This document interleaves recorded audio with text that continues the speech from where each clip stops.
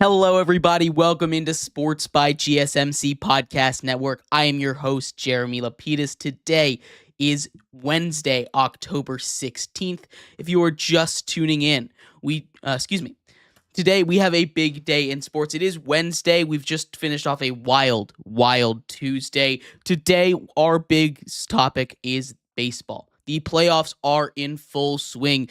Both the NL and the ALCS have gotten 2 games deep. We will break down both of those series, as well as getting into a little bit of news, injury updates from the NFL, and of course our Week 6 rookie report, as we take a look at some new faces in our rookie report this week. But before we get into any of that, remember, if you would like to be an even bigger part of the show than you already are, all you need to do is go to gsmcpodcast.net. Or if you are on YouTube, you can use that super chat feature. If you do either of those 2 things, a message should pop up on the bottom of the screen for you, me, and everybody else around the world to see. If you do have a burning question about sports, anything at all that you would like to ask, go ahead and throw that in the comments. Throw it in the chat. Excuse me. I will get to it as soon as I possibly can. I appreciate everybody so much for sticking around, talking some sports with me here on a beautiful Wednesday, October 16th. But like I was saying, we are going to get into our main story for the day. That is baseball, and we're going to start off in the ALCS, where we have seen the New York Yankees take a 2-0 lead, a commanding 2-0 lead over the Cleveland Guardians. And these first 2 games have been interesting. These haven't been dominating games by the Yankees. These haven't been games that you look at them and you say, I can't believe the Guardians aren't winning them. It's just been a lot of interesting decision-making by both sides here.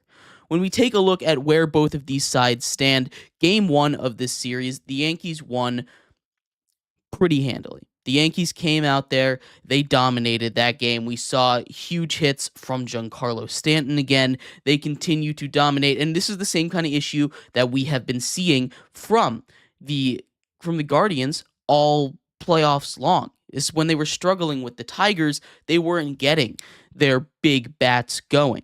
In Game 1, we saw Giancarlo Stanton hit his second home run. Juan Soto hit his first home run as a Yankee in the playoffs. They got some of their big bats going, something they've been waiting on. Carlos Rodon pitched an incredible 6-inning game, and Luke Weaver coming out of the pen has just been phenomenal. He's a guy, got a 5-inning save, 5-out save in Game 1. He's just a guy that's been able to lock down everybody, arguably been the best reliever in baseball for these playoffs so far. There's been a lot of really good relievers, but his name is absolutely up in there. But in this game, we saw even Steven Kwan struggle. In this series, we've been seeing even Steven Kwan struggle. Jose Ramirez, 0 for 4 in Game 1. Lane Thomas, 0 for 3 in Game 1. Josh Naylor, 0 for 4 in Game 1. These are your guys that you are looking to get production out of. These are the guys you are counting on. Steven Kwan got on base. He did his thing. That's what Steven Kwan's do. It wasn't his greatest game, but also, you can't expect a guy to continue to hit over 500 for the playoffs without missing a beat on 1 or 2 of these games.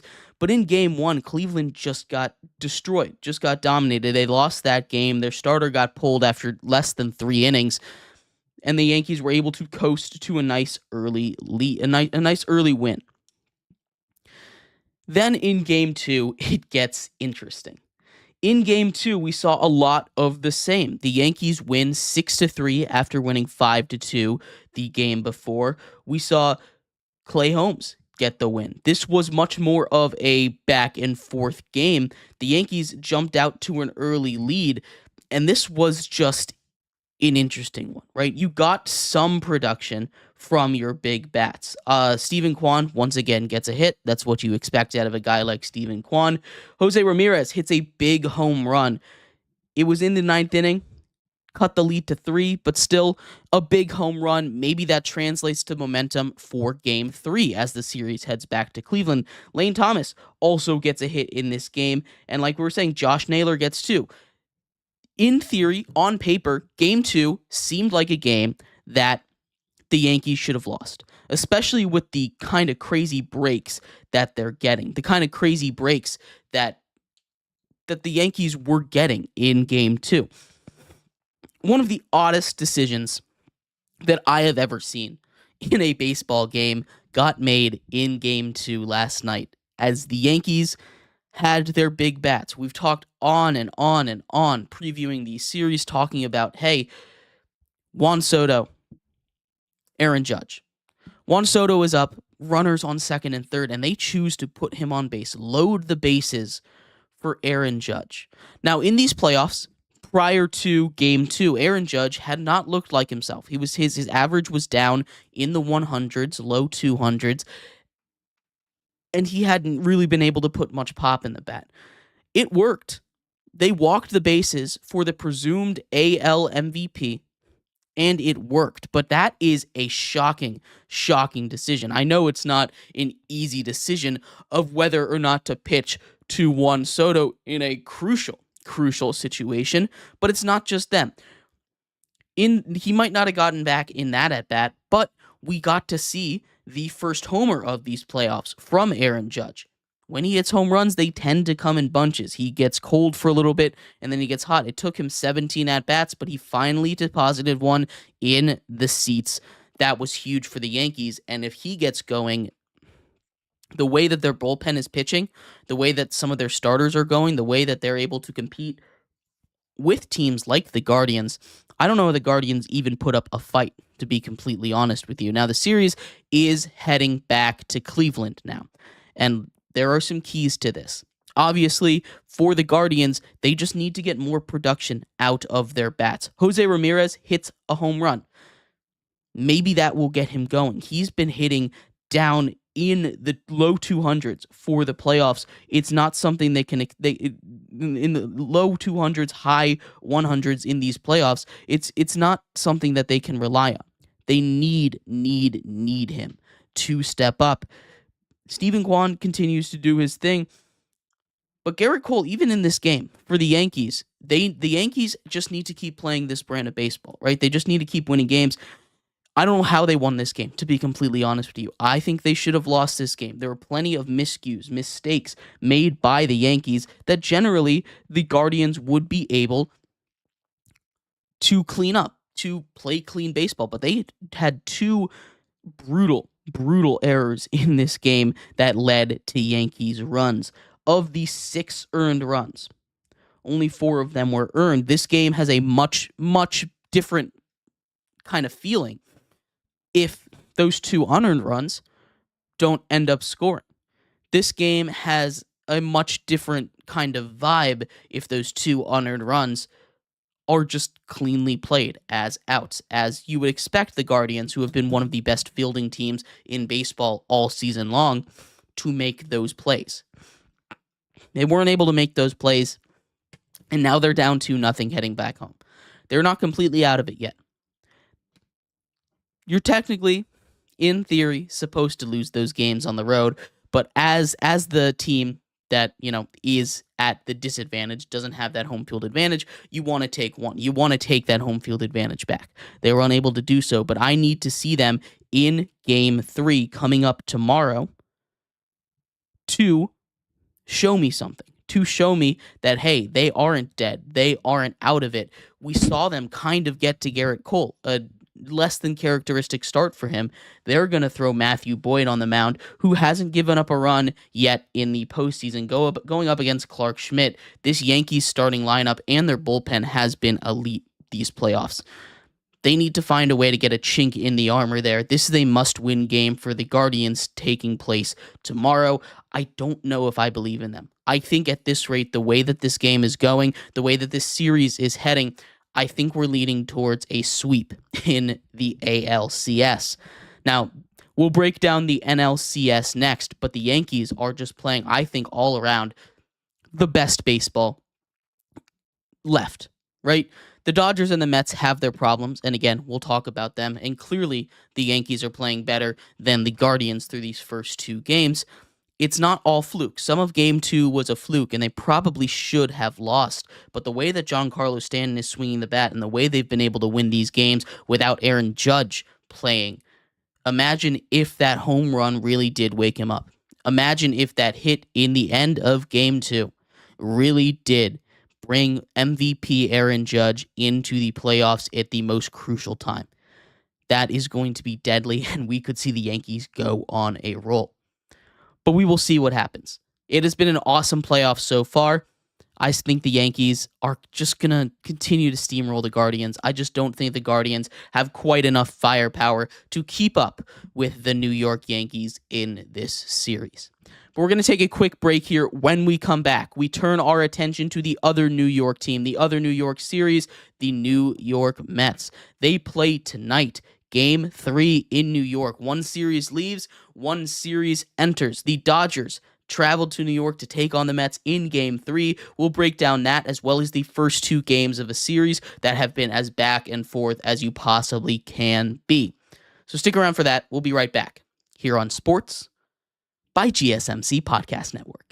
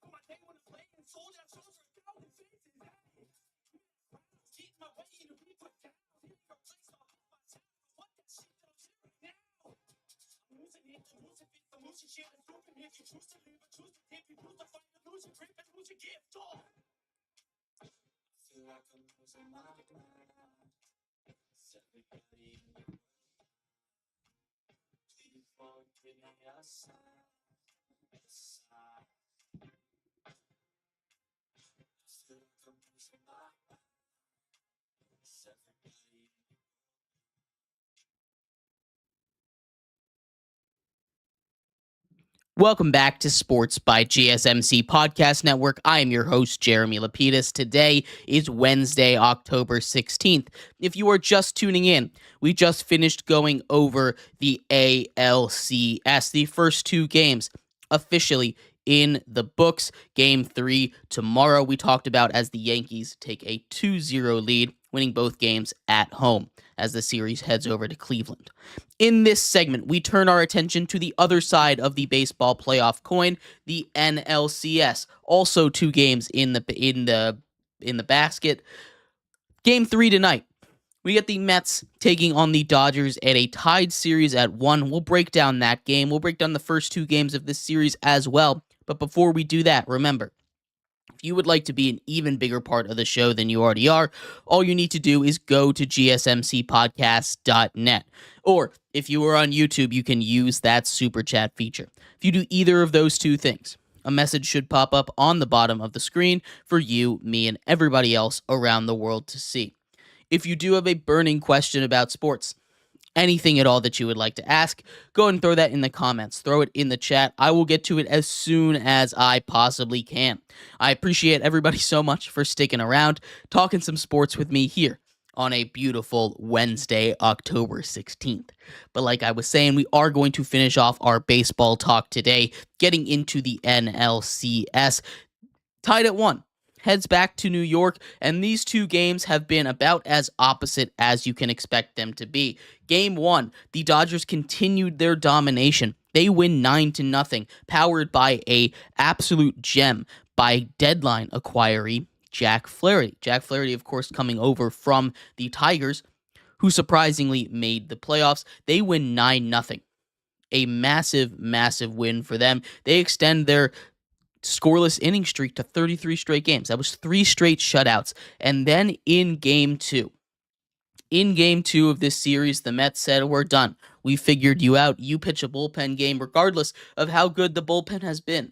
The bullpen, who We talked about that 33-inning streak. 12 of it was from starters, 19 of it was from the bullpen, so a lot of it, more of it, was from the bullpen than from starters. They go out there, and they get destroyed. First inning ended. Francisco Lindor home run.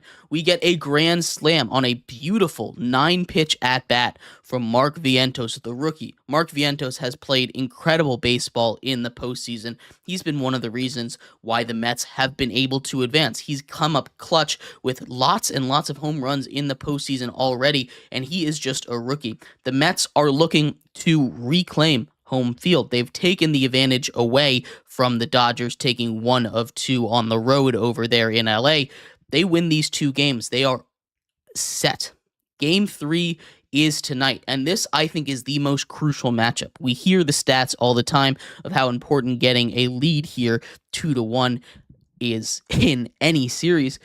Tonight, the Mets are throwing out Luis Severino, who has been amazing in these playoffs. He's probably been the second best pitcher. He got hit a little bit against the Brewers last time he was out in an important game like this. The Dodgers throw Walker Buehler, who got hit hard against the Padres, but still has that ability to go deep. We talk about a couple of these problems with each team, and they were very apparent in both of the results from each of the game. We'll start with the Dodgers issues from game 2 because they're top of mind, and that's the starting pitching. It continues to be weak. You have guys like Jack Flaherty, who has been a strength, Yoshi Yamamoto, who's been really solid, and, of course, Walker Buehler. If those guys can go deep, if those guys can stay out of trouble, the Dodgers can win just about any game. Their lineup has been struggling more than you expected to. Shohei Ohtani hasn't been Shohei Ohtani, but he's still been a really good baseball player. Freddie Freeman hasn't been Freddie Freeman, but he's still been a very good hitter. Max Muncy's come up big. Enrique Hernandez, or Kike Hernandez, came up huge, who ended up being the winning home run. The winning run in the NLDS over the Padres. Teoscar Hernandez adds some insurance runs over there, so they're getting some help from their lesser known, lesser appreciated players in that lineup. Will Smith struggles a little bit, had a home run earlier on in the DS, but still putting up 9 runs in that first game. We saw what peak Dodger baseball could be, winning 9-0, getting a 6-inning start out of Jack Flaherty. The first time that had been done since 2020, that a Dodgers pitcher had made it into the 7th inning.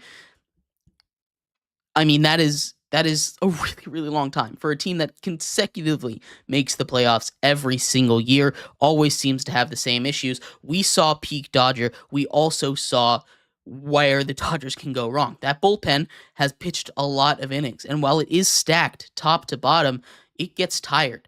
And you have to throw out sometimes, especially when your pitchers aren't going deep with the schedule of these playoffs. Back-to-backs, 1-game breaks, back-to-backs. You are destroying the arms of your bullpens. You have to be better at managing it. And they've done a good job of it. They have. The Dodgers have done a solid job of managing their bullpens so far. But still, when you take a look at what happened in Game 2, you see where they have issues. The Mets hopped all over it, and they made the Dodgers pitch deep into at-bat. They made them throw pitch after pitch after pitch, and then they, cashed in on the mistake pitches that they made. Mark Vientos, again, a grand slam after they walked a batter ahead of him. You had a leadoff home run from Francisco Lindor. These guys have the ability to beat you with the bat, just the ability to play clean baseball. And the Mets have done a good job of, just never giving up. And that's where we turn our attention to the Mets. We've been all about the Dodgers here, but the Mets flaws, the Mets successes, again, with the Jekyll and Hyde of this series so far. One game thoroughly dominated by the Dodgers, the other thoroughly dominated by the Mets. We see how one team wins the series and how the other team wins the series. Taking a look at the Mets here, obviously pitching is a big part of both of these teams. In the back end of the bullpen for the Mets, you have one of the best closers in the game in Edwin Diaz. He's a guy that's been relied on a lot. He's a guy that they need to conserve his arm, especially in a series against the Dodgers and potentially the Guardians/Yankees in the World Series. They are going to need him more. He has come out for 2 1.2 over 1 inning saves more times than I can count in this postseason. It has been a lot of stress on his arm. That game too was much needed. He needed a break. He needed a rest because they could not go through him. They could not make it through without his arm, I don't think. But we talked a little bit about it. They're getting production from all throughout their lineup. Pete Alonso hasn't been the greatest, but in clutch moments, he's stepped up in the wild card round against Milwaukee. Neither is Francisco Lindor, but in the clutch moments, he stepped up. Grand slam to send the Phillies to the NLCS. Mark Vientos has been amazing, but the guys that have really stepped up aren't getting as much hype are their pitchers. Sean Manaea throws a gem. We talked a little bit about Luis Severino, who's starting Game 3 for them. He's been really good in the playoffs for them, but they don't have that go-to 1, 2, 3, 4 guy. Neither do the Dodgers. So it's just going to come down to which of these starting pitchers can control the game the most. And when I look at these starting pitchers and when I look at these lineups, again, on paper, it's hard not to choose the Dodgers. But the way that the Mets have been playing, I think they've been playing far more consistently. I know Game 1 they got shut down, and that's prone to happen with this Mets team. They don't have the biggest names. Francisco Lindor has been awesome, and Pete Alonso is a big name. But outside of those two guys, when they get shut down, this lineup doesn't always come through. Jose Iglesias, they picked up off the streets, a free agent. He hit .337 this season. That was a complete anomaly, not something they expected. Jesse Winker, a pickup on the trade deadline from the Washington Nationals, brings a lot of juice to the clubhouse. Him and Iglesias are guys that I think are keeping the emotions high, which I think is important with a Mets team that kind of is just running on vibes right now. And that is the most dangerous team. I'm leaning towards the Mets in this one in a crucial Game 3 back at home in front of the rowdy Mets fan at Citi Field. I think they're going to feed off that ballpark, feed off that emotion. I think they get to Walker Buehler early, and whoever, again, I say this a lot about these baseball games, but I think whoever gets to the opponent first, the starting pitcher first, whoever chases him out earlier is going to win this game. And I'm leaning towards the Mets with that home field advantage. I think this is going to be an awesome game tonight. Again, I do think this could go either way, but I am leaning towards the Mets in a Game 3 that is crucial for both of these teams if they want to keep their seasons alive. Andre says, perfect spots for the Mets. I think Severino gets the job done tonight. I agree with you. I love the way Severino's been pitching. Walker Buehler got hit a little bit against the Padres last time we saw him, and I think the Mets are going to pounce all over him with how I can't even imagine how loud Citi Field is going to be tonight. It's going to be an awesome environment. I think that's going to push them over the top. So I think the Mets take this one, get a quick 2-1 lead in this series, and I cannot wait for a potential Subway Series in the playoffs, in the World Series. That would be insane. I think New York might implode on itself. I think both of these World Series matchups would be good. I think the Yankees, we talked about in our last segment, I think they've basically got it on lock. I think they're just better than the Guardians in every way right now. Andre says that he thinks the Mets tonight as well. He wants to see the Dodgers-Yankees World Series so bad. That would be fun. Juggernauts from each coast, I agree. But I think the pandemonium in New York, if the Mets and the Yankees played each other in the World Series, would be something to behold. So that's a little bit what I'm rooting for. But also, I think that's just what might happen with the way both of these teams are playing. But we'll see. A massive game tonight in New York for the Mets and the Dodgers. I'm picking the Mets in this one, but it should be close. Let me know what you think. Love to hear your thoughts. We're going to take a quick break here. When we come back, we turn our attention to the NFL. The Week 6 rookie report is here. We'll take a look at all the rookies. 2 new people show their faces in these rookie reports. We'll talk about them and much more here on Sports by GSMC Podcast Network. Looking for your daily fix of sports talk without having to pay for it? GSMC Sports Network is available on YouTube. Just search GSMC Sports Network. Get your fix of daily sports talk shows on YouTube. Absolutely free. NFL, college football, NBA, MLB, MMA, UFC, fantasy football, and so much more. GSMC Sports Network has shows running all day long, with new sports shows starting every 2 hours. Just like on your favorite cable sports channel, except GSMC Sports Network is absolutely free. Just search GSMC Sports Network on YouTube to catch one of your new favorite shows, like the GSMC College Football Podcast, Chip Shot Football Podcast, Hoops and Heels Women's Sports Podcast, GSMC Basketball Podcast, and so many more. Check it out for yourself. GSMC Sports Network, now available on YouTube absolutely free. Search GSMC Sports Network on YouTube right now.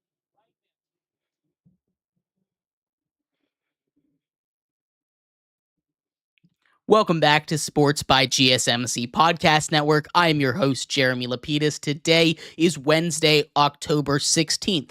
If you are just tuning in, we just broke down the AL and NLCS series as they both head to crucial Game 3s to New York and Cleveland. In this segment, we turn our attention back to the NFL. Week 6 has come and gone, and it is time, as always, for the Week 6 NFL Rookie Report. 2 new names to add to the list this week. We'll talk about who had the best performance, what I need to see more out of, and where the Rookie of the Year race stands currently. But before we do that, remember, if you would like to be an even bigger part of the show than you already are, all you need to do is go to gsmcpodcast.net. Or if you are on YouTube, you can use that super chat feature. If you do either of those 2 things, a message should pop up on the bottom of the screen for you, me, and everybody else around the world to see. If you do have a burning question about sports, anything at all that you would like to ask, go ahead and throw that in the comments. Throw it in the chat. I will get to it as soon as I possibly can. I appreciate everybody so much for sticking around, talking some sports with me here on a beautiful Wednesday, October 16th. But like I was saying, in this segment, getting to the rookies class of this year, it has been a wild year for rookies, honestly. Almost all of them have hit on the offensive side as far as quarterbacks go. We've had some incredible rookie performances out of wide receivers. The wide receivers took a back seat today. Both Malik Neighbors out, and Marvin Harrison Jr., who suffered a concussion earlier on in the game, did nothing this week. Hope they all get healthy soon because they're having great seasons in their own rights. But today is where the quarterbacks shine. We had, instead of the usual 3, 5 rookie quarterbacks play. For the first time, we had all 3 of the first 3 picks of the NFL draft this year start a game, and it was a really good performance from all 3 of them, at least by the standards of what we expect out of them at this point in their careers. We're going to start out at number 5, and it's a pure quarterback list this week because we have 5 quarterbacks. 2 of them new. Want to highlight their performance. At number 5, we're putting Spencer Rattler. Spencer Rattler had some good.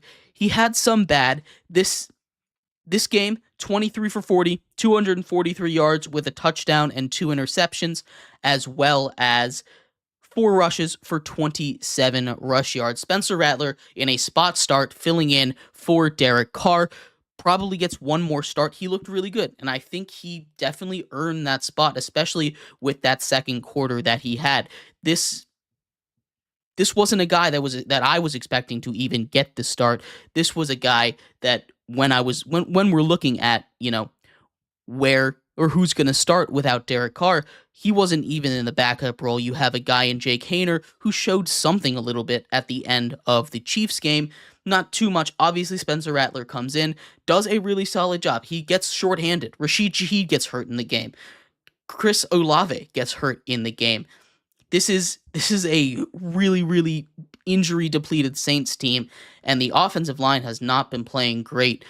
If they can't get the run going, it's hard to get anything else going, but 27 points unanswered in the second quarter is a good start. It wasn't the greatest game, turned the ball over too often, but still a great start for his first start in Spencer Rattler. Andre says he can't imagine the contract Soto's going to get.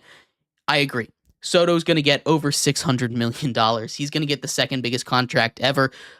In my opinion, and we'll get into it a little bit more in the coming weeks when we get into MLB free agency, but he is one of the best players of the generation. He still has yet to hit his prime, which is scary. There's 2 destinations for him, in my opinion at least. He's either staying in New York or going to the Yankees or returning to Washington. At least That's the feeling I'm getting. There's a lot of places he could go. He's probably going to go to wherever pays him most. But like you said, he's already won a World Series. I don't think he needs to chase a ring anymore. He's already one of the best players of all of this generation.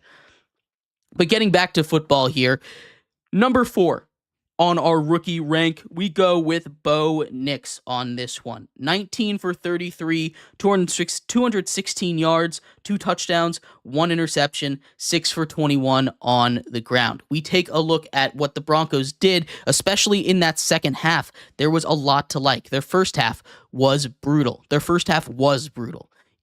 There's no other way to put it. They got absolutely destroyed by that Chargers team, that Chargers defense that plays really good. They haven't really been tested yet against a fully healthy team. Against the Chiefs. The Chiefs were a big test for them, but they lost a lot of their weapons in that game. I don't think that's a fair assessment. Fully healthy Chiefs team there. So we're gonna put a grain of salt on that. But that was a very good performance in the first half by the Chargers defense. The second half is a completely different script. Chargers dominated the first half. It was all Broncos in the second. We saw Bo Nix go off in that second half. Again, that's where he got most of his production from. He was the leading rusher and the leading passer, something that is just not easy to do in the NFL, and you definitely don't think Bo Nix is that kind of guy. His ability to escape pressure is really good, and that's something that I think's been underrated about him. He's not this speedy Lamar Jackson kind of guy that's going to rush for a 50-yard gain. That's not something you expect him to do, but his ability to escape pressure, extend the play behind the line of scrimmage, and find a wide receiver is really good, and that's what I've seen him start to develop, where the Broncos start to be more and more successful and win games. So Bo Nix is number 4 for me right now. Cameron asks, how do you think Justin Jefferson will do this week? I mean, I have to assume he'll go off. The secondary of the Lions played really good, and we'll do a bigger breakdown of this on Friday if you want my full thoughts. But the Lions secondary played really good against the Cowboys, but I think Justin Jefferson should have a great game. He had a bit of a down game over there in London, but that's not something you can expect. I don't think he's going to go off for one of his incredible Justin Jefferson games, but he'll have a good game, which is, I guess, just an average Justin Jefferson game, probably somewhere around 80 to 100 yards and maybe a touchdown is kind of what I expect him to do this week. But, that's nothing special for Justin Jefferson. That's just the kind of receiver that he is. At number 3 on our rookie report, our top 5 rookies of the week, we're going with a guy who made his first start, Drake May. And it wasn't all good. It wasn't all rosy. He started off slow, but against a very opportunistic Texans defense, he played solid football. Turnovers are a bit of an issue, but it was his first start. Threw more touchdowns than interceptions, and that's a lot of what you can ask for. His final stat line, he finished 20 for 33, 243 yards, 3 touchdowns, 2 interception, and a fumble. That's what we're looking at with him. It was a great start for him. Again, this was his first start in the NFL behind very publicly a very bad offensive line. Maybe not the worst in football, but not a good one. Against a pass rush in the Houston Texans that was able to get on a not very good Bears line a lot of pressure and really ruined the night of Caleb Williams when they played each other earlier on in week 2. And that kind of game was what I was expecting out of Drake May. He blew my expectations out of the water, hit a beautiful deep ball down the sideline to score his first touchdown. A 40-yard touchdown was a beautiful throw. And that is all you needed to see out of Drake May. He did a lot more on top of the fact, though. He was able to move around, keep his eyes downfield, extend the play. The pressure, while it did affect him, it didn't ruin his game, which is huge in your first start in the NFL. I know he had some action earlier, but to already adjust to it, we see why the locker room was pushing so much for him to get the start. That team, looks so much better with him as the starter as opposed to Jacoby Brissett. And he might have a bright future in New England. At number 2, this one was a toss-up. And maybe it really wasn't a toss-up this week, but overall, and we'll get to the overall standings later, Jayden Daniels at number 2 for this week. Jayden Daniels, 24 for 35, 269 yards with 2 touchdowns to go along with 6 rushes for 22 yards on the ground. This is a really tough matchup. The Ravens secondary, while people were saying it's bad, it's not that bad. It's not a world beater, but it's not like the Washington secondary, for instance, where it's just the worst. And we saw that. He was able to keep up with a Ravens team that seemed almost unstoppable since week 2.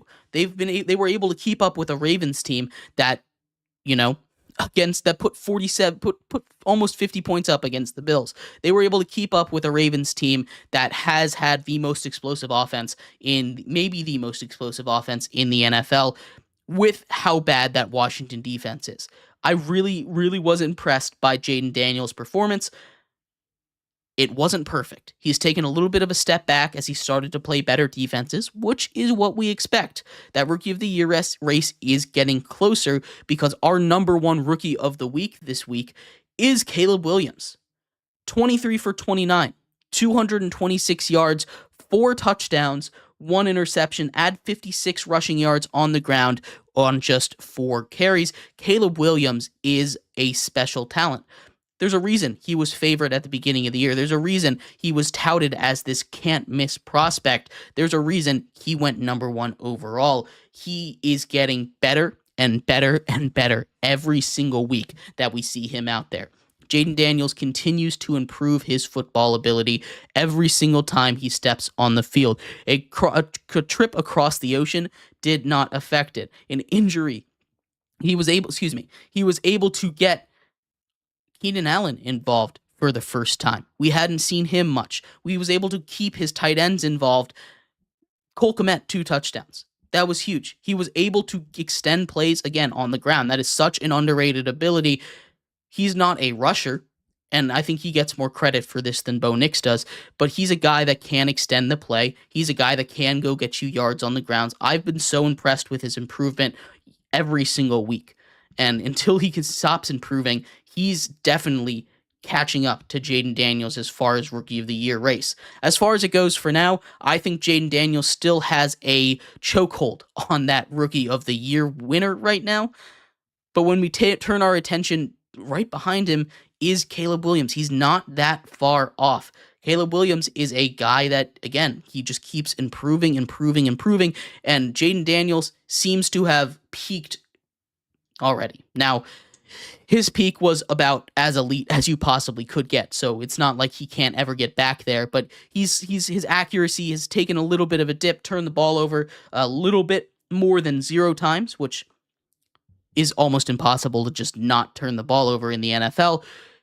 He's still playing really good football. When I say he's taken a little bit of a step back, that is not to say that he's playing bad football, because he's still playing elite, incredible football, still in the MVP conversation, for real in the MVP conversation. But Caleb Williams is starting to catch up to him. I think if weeks continue to go like this for the next 2 weeks, it's a dead heat. If it continues to go like this for 5, I think Caleb Williams takes charge of the next of the Rookie of the Year race. But that is way too far out to project, and really how much better can Caleb Williams really get is the question. But let me know what you think. Who had the best week this week from rookies? Who had the worst? I'd love to hear your thoughts. What did you think of Drake May and Spencer Rattler in their first starts of their career? We're going to take a quick break here. When we come back, we turn our attention to the injury report in the NFL. Giants have some major injury news. We got some big injury news coming out of LA, as well as Cleveland, and much more. So stick around for that. We'll be right back here on Sports by GSMC Podcast Network.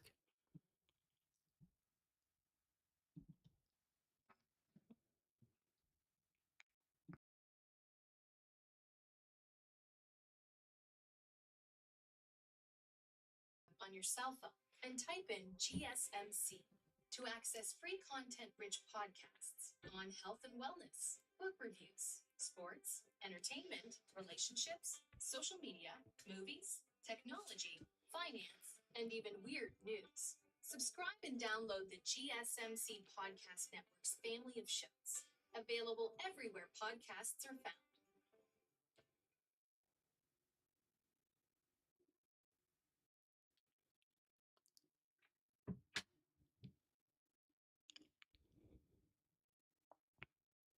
Welcome back to Sports by GSMC Podcast Network. I am your host, Jeremy Lapidus. Today is Wednesday, October 16th. If you are just tuning in, we just went over our Week 6 NFL rookie report. A massive week from rookie quarterbacks. They all stepped up and played really solid football. Not something we see too often, where almost every single rookie quarterback is a hit. Could be one of the best quarterback draft classes that we've seen in a very, very long time. In this segment, we continue our talk about the NFL, this time turning our attention over to the injury report. It has been an interesting week for injuries in the NFL, some big season enders that are really going to affect some teams, and some players coming back that haven't played in a while. But before we get into that, remember, if you would like to be an even bigger part of the show than you already are, all you need to do is go to gsmcpodcast.net. Or if you are on YouTube, you can use that super chat feature. If you do either of those two things, a message should pop up on the bottom of the screen for you, me, and everybody else around the world to see. If you do have a burning question about sports, anything at all that you would like to ask, go and throw that in the comments, throw it in the chat. I will get to it as soon as I possibly can. I appreciate everybody so much for sticking around, talking some sports with me here on a beautiful Wednesday, October 16th. But like I was saying, in this segment, we turn our attention over to the injury report in the NFL. First one, and the big one that I wanted to talk about, Andrew Thomas is out for the year. The Giants, while it might not seem the most consequential, have played solid football, at least I think. The offense has been bad, but Andrew Thomas, I think, has been a huge part of why the offense has even been able to talk about being competent. His ability to shut down elite pass rushers, he shut down Myles Garrett, not completely. He's helped to shut down Trey Hendrickson. He's helped to shut down Micah Parsons, DeMarcus Lawrence. These guys that have a reputation as some of the best pass rushers in the league. Early on in the season, he's helped to shut them down. He gets a Liz Frank injury and is out for the season. That is a brutal, brutal look for the New York Giants. He is probably their best player offense. Not probably, definitely is. You can make the argument about Malik Neighbors, but even then, I think I go to Andrew Thomas as being a better overall player and more important to the success of that team. We've seen them win without Malik Neighbors, and as talented as he is, I think losing Andrew Thomas, we've seen last year without him, they went 4-8, which doesn't sound that bad for the Giants, but there is a point differential difference of almost 2 whole points with and without him in the lineup, which is huge for an offensive lineman. Their yards per game goes way down without him. Their rushing efficiency goes way down. The amount of sacks they take goes way, way up without him in the lineup. He is an elite player coming off of protecting the edge, keeping a pocket for Daniel Jones. That is a brutal loss for the New York Giants. Staying in New York, some other injury news. Malik Neighbors, with his concussion, has missed the last 2 games. Malik Neighbors is one of the most exciting rookies that we've seen in a very long time. His status is still up in the air. Reports are that he is getting closer. He still is concussed, but he is progressing. All of these with air quotes around them, as reported by Giants beat reporter Jordan Renan. I'm not 100% sure. Reports were last week he was looking like he might suit up. Reports are this week he's looking like he might suit up. I don't know how bad of a concussion it is, but we've talked about it before. This is a situation where the Giants aren't good enough to rush your star player back, especially when he's not in conversation for some of these awards anyway. After missing a couple games in the way that the quarterbacks are playing, I don't think he's in conversation for Rookie of the Year anymore, so might as well not rush him back at this point. Leaving New York, we get some good injury news for once. That barely happens in the NFL. Nick Chubb is coming back. He obviously had that brutal, brutal injury that took place last season. He's finally coming back, but he's coming to a Browns team that seemingly has given up. They trade away Amari Cooper. They refuse to start Jameis Winston at quarterback. They refuse to, or more accurately, they refuse to bench Deshaun Watson at quarterback. And if this continues, as much as I love Nick Chubb, I don't think it's worth it for him to rush back. I don't think they're rushing him back. He seems like all reports are that he's ready. I'm excited that he's even able to play football again, and I hope all is well. I hope he comes back, looks good, looks confident, but that is a scary injury to think of him coming back and running as hard as he did when he was before the injury. We will see what happens, though. When he's on the field, that Browns offense is completely different with him and without him, though. Maybe it'll improve. Maybe. They still have guys on the outside they can throw to, but with Deshaun Watson, I don't believe in just about anybody of those receivers to do just about anything. Outside of them, there's just a lot of injury news. Cooper Kupp potentially coming back. Cooper Kupp obviously injured in week 2. We've seen the Rams kind of tread water without their star weapons. Puka Nacua goes out in week 1. Cooper Kupp goes out in week 2. We've seen them win a couple of games without him, stay close in a couple of games, but they have absolutely not looked like that same team. The Rams continue to get healthier. A report comes out today from Sean McVay that there is a possibility he plays. He's practiced. Cooper Kupp has for the Rams. That is what you want to see. Progress, progress, progress. That is not an easy thing to do. Cooper Kupp suffered a lot of injuries last year. He's been injury prone throughout his career. Obviously, the last time he played a full season, he won Offensive Player of the Year, Super Bowl MVP, won the NFL Triple Crown, something special like that. He is the kind of receiver that can do it again if he's able to stay on the field. So I hope you didn't sell all your Cooper Kupp stock or all your Rams stock, because he's getting back early enough and that division is in shambles enough that I think there's even a chance if he comes back, stays healthy this week, maybe even next week, they can win the division. And I know that kind of sounds crazy, but that is with how close they are to the top there, even though I think they're at the bottom right now. I think they can do it. They're better than the Cardinals, even though they got stomped by the Cardinals earlier on in the year. The way that the Seahawks are playing, the Seahawks aren't really an elite team in football. And the way that the Niners are playing, I know they've just got a huge win over the Seahawks, but they get the Chiefs this week. If they lose this one, maybe they don't break out like we're waiting on them to do. That's the injury report here. We're going to take a quick break here. When we come back, we're going to finish off our show. Talk a little bit about Jerry Jones and his conversations with reporters after that brutal loss to the Lions 47-9. Not a good look for the Cowboys. We'll talk about that and much more coming up next here on Sports by GSMC Podcast Network.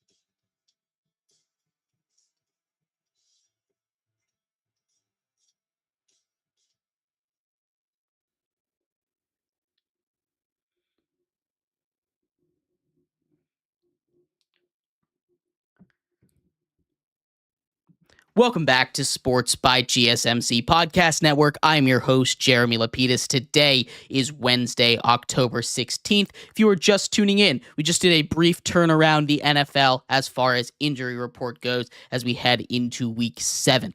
In this segment, we talk a little bit about Jerry Jones, his comments after being interviewed in his normal radio spot by a couple of Dallas reporters or radio hosts. It's a little concerning. We'll talk about that in just a second. But before we do, remember, if you would like to be an even bigger part of the show than you already are, all you need to do is go to gsmcpodcast.net. Leave a tip or donation with the message in it, or if you are on YouTube, you can do the exact same thing with the super chat feature. If you do either of those two things, a message should pop up on the bottom of the screen for you, me, and everybody else around the world to see. If you do have a burning question about sports, anything at all that you would like to ask, go and throw that in the comments. Throw it in the chat. I will get to it as soon as I possibly can. I appreciate everybody so much for sticking around, talking some sports with me here on a beautiful Wednesday, October 16th. But like I was saying, in this segment, we will continue to talk a little bit about Jerry Jones going off on some radio hosts. This is obviously not a good look for Jerry Jones. Jerry Jones, the owner of the Dallas Cowboys, had an embarrassing loss on his birthday, 47-9, the biggest loss in the history of the Dallas Cowboys at home while he has owned the team. It's a very long time. That's the biggest loss in almost 40, 50 years for the Dallas Cowboys. It's not a good look. And obviously, he goes on his radio spot every single Tuesday, every Wednesday, and he's looking for some answers here. These reporters are looking for answers. How do we fix this team? What's going on? How do we fix the run game? He goes off on them and basically threatens their jobs, which is not a good look for him. He is a guy that clearly has an ego. Everyone knows this about Jerry Jones, right? Jerry Jones is the big man. He's the one with all the power. You should listen to him. He knows what's right. It's also probably the reason why they haven't won the Super Bowl since the 90s. Right? They haven't been successful in the playoffs since the 90s, regardless of how good their team is. I just think it looks awful. It really does. You take a look at the way he's acting after a loss and the way he's refusing to accept this criticism. And we've talked about a lot of bad owners in the past. Daniel Snyder taking control of the football operations did not end up well for a previously proud franchise in Washington, finally starting to get restored to its spot now that you get new ownership. Same thing has happened in other sports with the Orioles, for instance. You see guys like the Angeloses take some control over baseball operations. Over there in Los Angeles with the Angels, they take some control over baseball operations, and then they just waste two of the best baseball players of all time's career in Mike Trout and Shohei Ohtani. It's never a good idea as an owner to take over for these professionals at something that they are hired and paid a lot of money to do. It just flat out patently is not a good idea. And yet owners continue to do it. And can I really blame them? No, I can't really blame them, because I can't say that if I was an owner, I wouldn't do the same thing. I wouldn't be like, hey, I think this is the best move for a football team, but I don't think I would be dictatorial about it. And I think Jerry Jones needs to take a step back if he wants this team to be successful. He's 82. I think it's time he take a little bit of step back. Now, obviously, that never will happen. It never will. It was never going to. But it's one of those things that I think is really hurting this Dallas Cowboys team. And this isn't a hot take. I'm sure it isn't. But that kind of display, that kind of egotistical, hey, I'll have your heads, I'll have you. It doesn't work. It's not a good look. He doesn't have that kind of reputation to go ahead and people defend him for that kind of thing. But let me know what you think. I'd love to hear your thoughts on this. I know this was a brief little thing, but it bothered me. It really did. We're going to, tomorrow, we will be back with more sports news. Obviously, breaking down the Mets-Dodgers game from tonight, talking a little bit about the WNBA Game 3 as well as anything else that breaks around the world of sports and a Thursday night football. Hope to see you guys same time, same place tomorrow. I will see you then. You all have a good one. Bye-bye.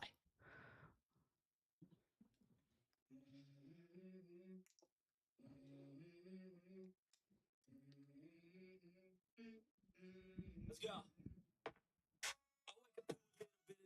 I feel like it's gonna be a bad day. I'm tired of shit.